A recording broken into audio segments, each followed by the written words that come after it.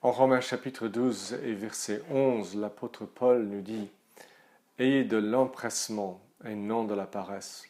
Soyez fervents d'esprit, servez le Seigneur. » La paresse et la léthargie sont une tentation constante dans la vie chrétienne. Beaucoup de facteurs nous y poussent.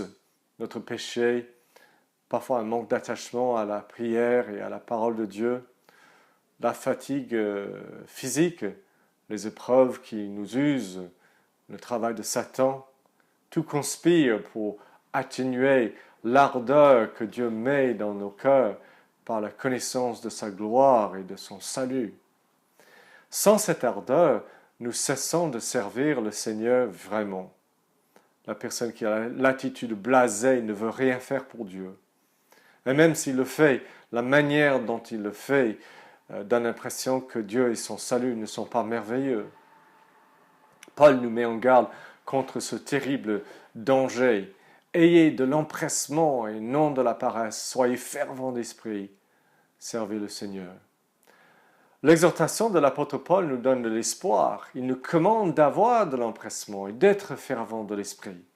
Cela peut nous étonner, mais cela veut dire qu'il y a quelque chose que nous puissions faire par la grâce de Dieu pour changer notre attitude et maintenir notre ardeur d'esprit dans le service de Dieu.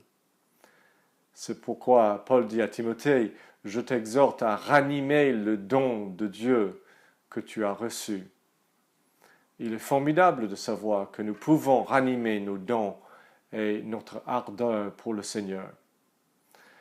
Et le fait que le Seigneur nous tienne à le faire, cela nous reprend et nous éveille.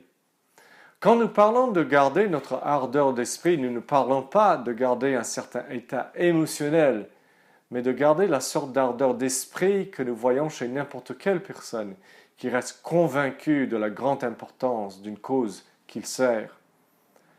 Nous voyons souvent des personnes qui restent ferventes pendant des décennies dans leur service d'une cause humaine, comme l'écologie, les droits des opprimés ou le besoin des pauvres. Cette ardeur n'est pas un état émotionnel, mais une ferveur d'esprit, de conviction plus profonde que la simple expérience passagère des émotions. La ferveur spirituelle du chrétien vient d'une conviction vivante et ferme concernant les merveilles incroyables de notre grand Dieu et de son glorieux salut en Jésus-Christ. Je viens de vous indiquer la manière principale par laquelle nous ranimons et maintenons notre ferveur. C'est en revenant aux merveilles de Dieu qu'il révèle dans l'Évangile. C'est là que notre cœur est réchauffé, notre foi est réactivée, notre émerveillement est restauré. Est-ce que vous veillez sur votre cœur, votre ardeur?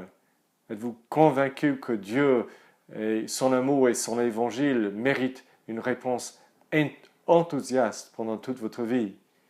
Retournez constamment dans la bonne nouvelle de la venue de Jésus, son humiliation, sa passion, sa mort sur la croix du Calvaire, sa résurrection glorieuse, son retour puissant, la vie éternelle à venir, afin que vous aussi, vous puissiez être gardés de cette léthargie pour servir le Seigneur avec ferveur.